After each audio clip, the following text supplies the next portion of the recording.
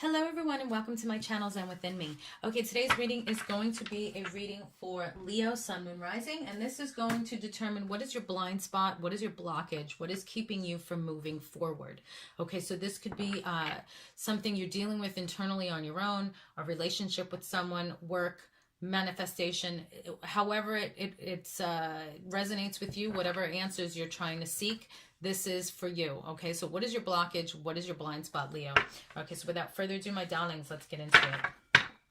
Guides, guardians, ancestors, angels, and ancient gods, please give me clear and concise messages for Leo, Sun, Moon, Rising. What is their blind spot? What is their blockage? Now, this is a general reading. If you would like a private reading of this or any other reading, you can go to zenwithinme.com. This reading, as of right now, is just available at my Etsy shop. Okay. What is Leo's blockage? What is Leo's blind spot? What is Leo's blockage? What is Leo's blind spot? Okay, what is Leo's blockage? What is Leo's blind spot?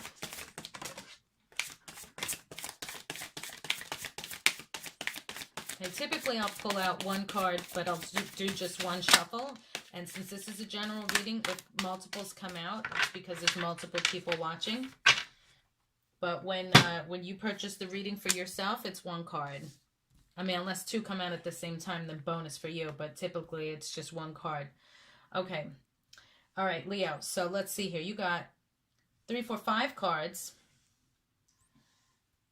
Okay. Let's see. So we're going to start with this one here. Let me find it here in the book. Okay, now, Leo, you might be dealing with all of these or just one of these. So just take what resonates with you and the rest just ignore because it is a general reading. Okay, so the sigil that came out first here is 22, which is endurism. If you have drawn this sigil right now, you are enduring something that you should not be enduring. You are probably telling yourself that it is good enough. Think about these common sayings. What doesn't kill you makes you stronger. No pain, no gain. Or it is what it is. These sayings all have one thing in common. They help you to release resistance to a situation where you feel helpless to get out of a painful circumstance. Releasing resistance is a good thing. So where is the harm in these sayings? The harm is that they can serve as justifications for not actively making changes so as to move beyond a painful situation. They can serve to keep you stuck in pain. We know the danger of escapism. We know the pain of being around a fair weather friend. We feel the frustration of spiritual bypassing. Many of us have a fairly good grasp of this concept, that running away from pain and from things that scare us is not the way to create a fulfilling life. But we need to be aware that there is danger at the other side of the spectrum as well. There is danger in becoming attached to pain, unwillingly to leave it. This is endurism. Endurism is just as unhealthy as escapism. It is a coping strategy for dealing with the perception that you are helpless to have your needs met. But it is one that ensures you will spend your life coping with a painful life instead of creating a life you enjoy. We believe there is serious virtue in suffering. We stay in situations and perpetuate situations that are causing us pain so we can feel as though we are good and are doing what's right. In endurism, we are in fact escaping something. That something is the fear of making a change and the responsibility required to actually make that change. Our ego fears that by making the change that will enable us to progress and reach our joy, we will become a bad person and therefore lose connection with the people and things we want to be connected to. In relationships, we develop the idea that if someone loves us, they will endure any amount of pain to be with us. And in the opposite scenario, if we love someone, we will endure any amount of pain to be with them. In fact, over the course of our relationships, we may even begin to incrementally cause other people pain and put them in painful situations with us. We are doing this subconsciously but deliberately to try to create the experience of someone loving us so much that they will endure anything to be with us. They may also be doing the same to us, and we are enduring it. Be aware that when you look at the endurism you are engaged in relative to your life, you are going to become very defensive. You are going to find all kinds of reasons why it is good or right to perpetuate your painful situation. Your reasoning is preventing progress. You have plenty of incredible, valid reasons to justify your endurism. No one is trying to convince you that your reasons are not valid, but your valid reasons aren't good enough to justify living a miserable life. In this situation, you are on a boat in the ocean. You don't like that boat, so you desire a different boat. So it comes. But you still won't get off your old boat. You have lots of reasons for not getting off your old boat. So the universe says, I'm going to have to make it easier for them to get off their old boat and onto the new one. So I'm going to poke holes in the old boat. But when the boat starts to spring leaks, instead of jumping on the new boat, you run around trying to patch up the holes on your old boat. Eventually, the only way to get you onto the new boat is for the universe to quite literally sink your boat, so you end up in the water with the choice to drown or to get on the new boat.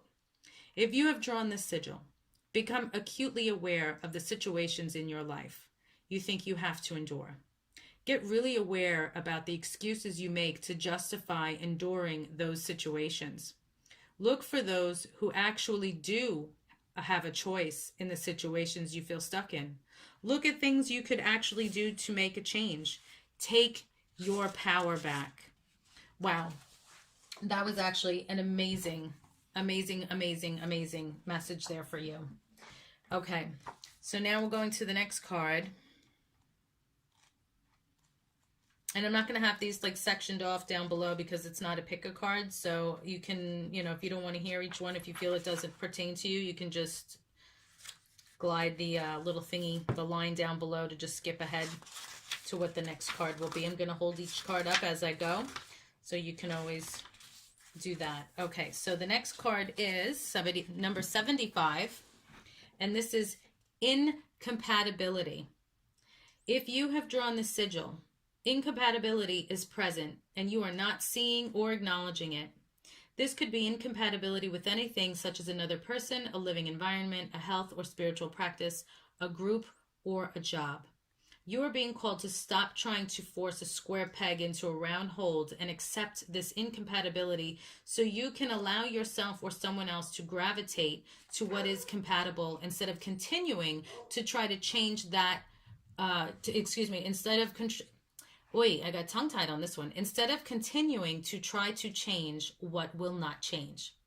Incompatibility is the condition of two things being so different in nature and so uncomplementary in that difference that they are incapable of coexisting harmoniously. It is tempting to assume that incompatibility is simply about having differences, but what incompatibility is really about is putting people with these non-harmonious differences in roles or positions with each other that require there to be either no difference or that require a difference that is non-harmonious in nature to be harmonious. When incompatibility is present in a relationship, it is usually very difficult for people to admit it, to change the nature of their relationship, to change the roles in each other's lives, or to end the relationship. We want everything to work out so badly because we can't face the reality of the incompatibility because of what it would mean to us. But due to this, we destroy the relationship. We try to make the other person compatible with us by making them wrong or bad for their difference, which creates shame in them. And they most likely will do the same to us. After a while, the emotional condition of the relationship itself is shame and resentment towards each other because of it. Often, when we make the other person wrong for their difference, we come up with a reason why they are wrong for it and try to then heal them out of that difference or try to change it so that it doesn't exist. This never works because if you try, the message conveyed by approaching them in this manner will be, you need to be fixed because something is wrong with you. They will feel totally unloved by you and unaccepted and unwanted as they are. There is a time when people, things, or circumstances come into our life specifically so that we will change and morph into different, healthier, more expanded versions of ourselves. The pain we feel in changing so as to align with those people, things, or circumstances is the natural result of growth. There are other times when the pain we feel in changing to align with people, things, and circumstances is not the pain of growth, but the pain of denying who we really are and trying to make ourselves into something that we are not. If you have drawn the sigil, this is one of those times that the pain does not mean positive growth. It means either you are resisting your true self or someone else's true self, or someone else is resisting your true self or their own. For anything to improve, you need to own up to the incompatibility and stop forcing yourself or anyone else sideways. Gravitate and let them gravitate towards something that is truly compatible. Okay. I love these cards. They're just so empowering and so on point and just so like lovingly call you out on your shit. I love it. Okay. So we got 3 more to go. Let's see. Number 3 here we're doing. It's actually number 20 is the sigil number. Okay. And this says you don't know, but you think you know. All right, so if you have drawn the sigil, you think you know everything in a circumstance, but actually you do not know everything, and a critical piece of information is missing. Consider that this piece of information or awareness might be something no one sees yet, or it might be a piece of information being provided already by someone from the outside that is being rejected. In this situation, acting from what you know is acting in ignorance. This desire to be the one who knows is not in and of itself negative, but there is a shadow side to the quest for knowledge. The shadow side is that knowledge is often used by the ego as a security blanket. The ego uses knowledge to avoid things that it fears. In society, knowing more about something than somebody else boosts one's social status. We become significant to others when we know something more than they do. We become significant when we are the conduit through which they can get their knowledge fix. It is easy then to see how the ego could use knowledge to avoid insignificance, personal security, and worthlessness. Knowledge also helps us to avoid future calamity. If we know the winter is coming, we can stock up on food and survive the winter. If we do not know it is coming and do not stock up on food, we may die. If a person who worries about the future, and most of all, who does not trust ourselves to create a reality that feels good to us, knowledge becomes a tool for self-protection. It is the warrior's best friend. Knowledge is often used by the ego to keep itself away from the rocky seas of uncertainty because cognitive closure makes us feel safe. The ego is obsessed with the quest for truth and knowledge because it is convinced that knowledge and truth will keep unwanted things from happening to it. But the unknown holds a glaring truth, like a clam holds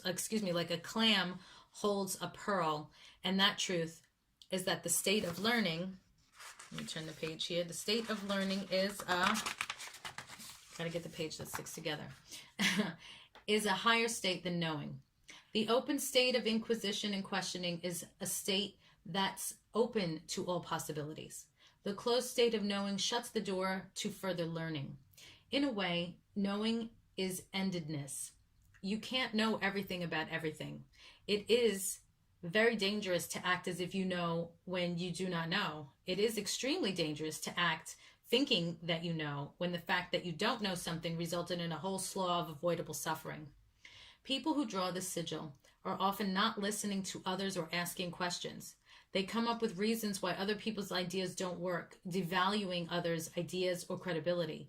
They refuse to explore other options while defending their own opinion, regardless of it being an erroneous one, and ask leading questions to prove their point.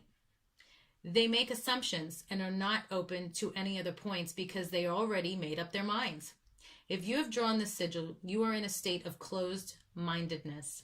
There's a lot of that going on now too. Even if you are a better informed person who is finding it extremely difficult to think about problems from the perspective of lesser informed people, doing so is critical in this situation.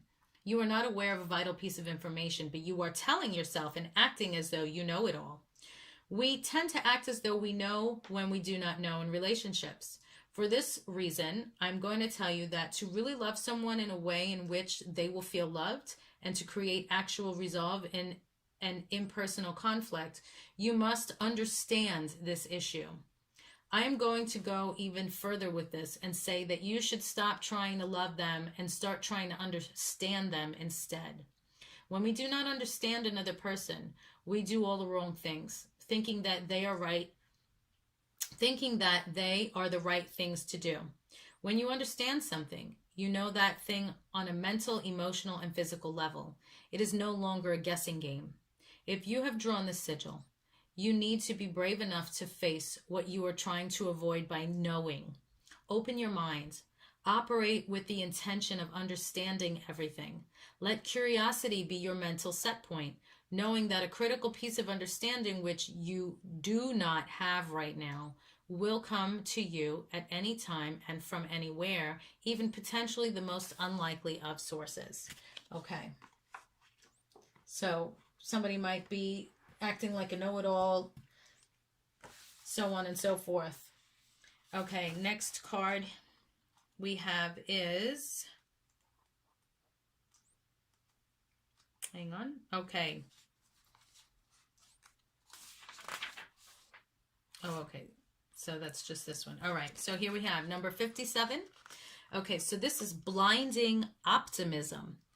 Okay, if you have drawn the sigil, it means that in this situation, your optimism is blinding you to actual reality. Optimism is associated with many positive things, such as increased success, better physical, emotional, and mental health, increased life expectancy, and better recovery from adversity. Having a positive outlook is a positive thing. It is a positive thing until you are using it to deny the negative. This makes positivity nothing more than illusionary denial. It may benefit you to also spend some time accepting the energy of Sigil 10 and coming to understand its message just now. Now, Sigil 10, being that that was mentioned, let me see. Sigil 10 is denial. Okay. Okay. So when our motives for being optimistic takes us away from awareness, our positive distortions of personal attributes, capabilities, and estimation of the future can and usually do lead to negative outcomes.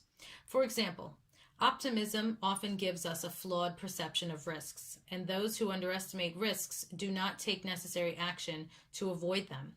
We may be using a whole host of coping mechanisms and mistaking them for something good because they are causing us to feel optimistic. We may be using optimism as a coping mechanism in and of itself. If we are doing this, chances are that we are using optimism to avoid the feeling of helplessness. Positive focus does a lot of good, but there is one enormous caveat to that rule, one massive exception. Positive focus works on everything except the things you're trying to use positive focus to avoid. Another way of saying this is positive focus works except for when it is used as a tool to enable our resistance.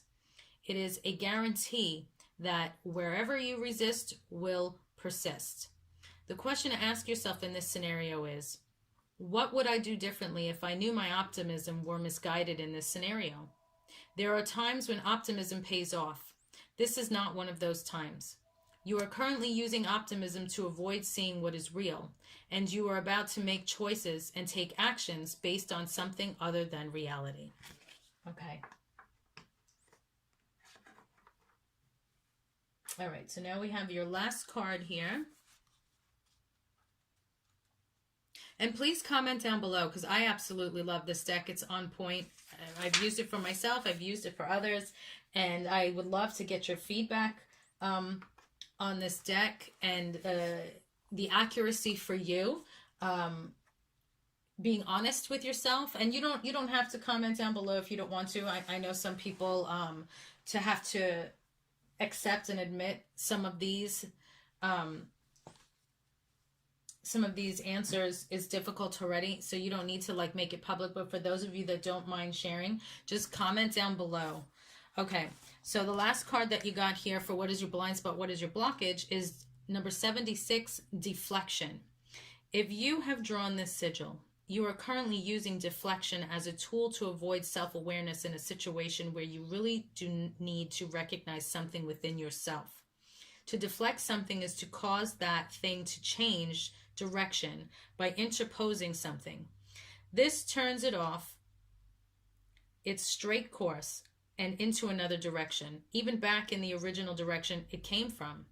Deflection is when someone communicates to another causes that person to feel triggered. As a result, instead of taking in the perceived criticism, they either ignore, deny, or turn away from it. Or worse, they turn it back towards the person who communicated it in the first place. This is done to avoid painful memories, emotions, and thoughts, but it also prevents the person deflecting the comment from being self-aware.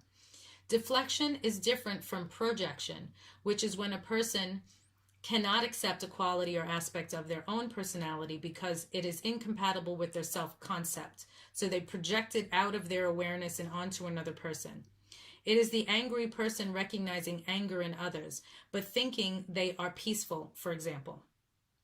However, once people learn about projection, it can be taken further to become a common deflection technique. For example, in order to deflect something that someone tells you about yourself which triggers you, simply tell them they are projecting. Deflection is a defense.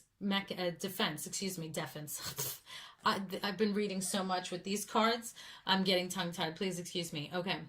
Deflection is a defense mechanism that is designed to preserve self-concept. It is a form of projection when it is used to deflect blame.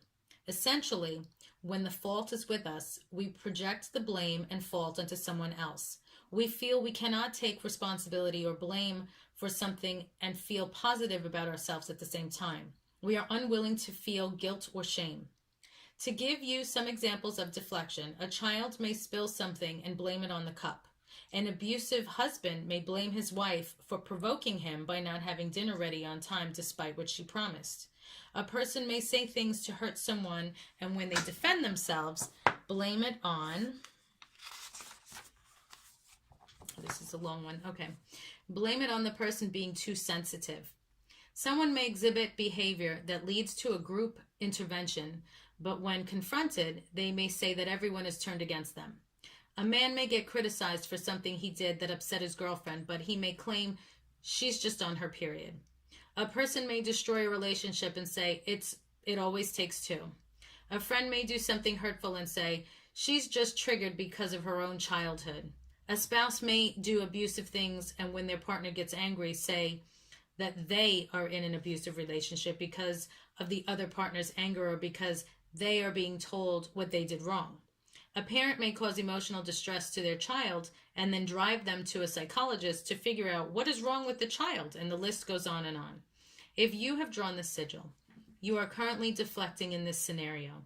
Recognize the shame and guilt that you feel. We deflect to save our self-concept. In order to awaken, we have to be able to see both sides of ourselves, both our darkness and our light. This means in order to stop deflecting, we have to be willing to feel and see ourselves as not a good person in the circumstance we are in. If we are not willing to see ourselves in this light, we will continue to avoid self-awareness by only seeing what we want to see in ourselves. Therefore, we will not be in reality. Our only access of power is in reality, so we will not be able to make any positive change to the scenario we are in. If it would benefit you to spend time accepting in the energy of Sigil 33 as well as this one, and coming to understand its message as well. So let's see real quick. Sigil 33. What is Sigil 33? Boy, I almost opened right to the page. That would have been badass. Okay, Sigil 33 is shame. Okay, so it would benefit you to spend time accepting in the energy of shame as well as this one and coming to understand its message as well. If you have drawn the sigil, let it help you to reflect. the opposite of deflection is reflection. Hopefully you can reflect and accept the perspective that you are not the good guy in this situation. But if you can't, for the sake of other people around you, you can go through the back door of this pattern by feeding your positive self-concept and accepting your negative aspects. Just decide that the person who is the best person is the one who really owns their badness. When you feel the tension and defense in any given situation, use the power of your own ego's desire to see you as a good person, and a good person owns their flaws, to look for what you did wrong or what you did to hurt the other person as well. Okay, so those are your amazing messages, Leo. Thank you so much for liking, sharing, watching, and subscribing. Just make sure you click the bell and select all so that you'll be notified every time I post new content. I already have all my love readings up for February. I'm trying to get back on track with doing, weekly readings, daily readings, and stuff like that. You can also check me out on TikTok. You can also check out my other YouTube channel, Zen Within Me Homes. If you're interested in any kind of real estate anywhere, I can help you in Florida as your agent or a referral agent in any other state. All my links are down below in the description box. If you would like to get a private reading of this, what's your blind spot, what's your blockage, you may do so by going to my Etsy shop, Zen Within Me. If you want to get an annual reading, I have that at zenwithinme.com. Check out both websites because I offer different things at each website. Peace and love, guys. Stay safe, and I will see you in the next reading.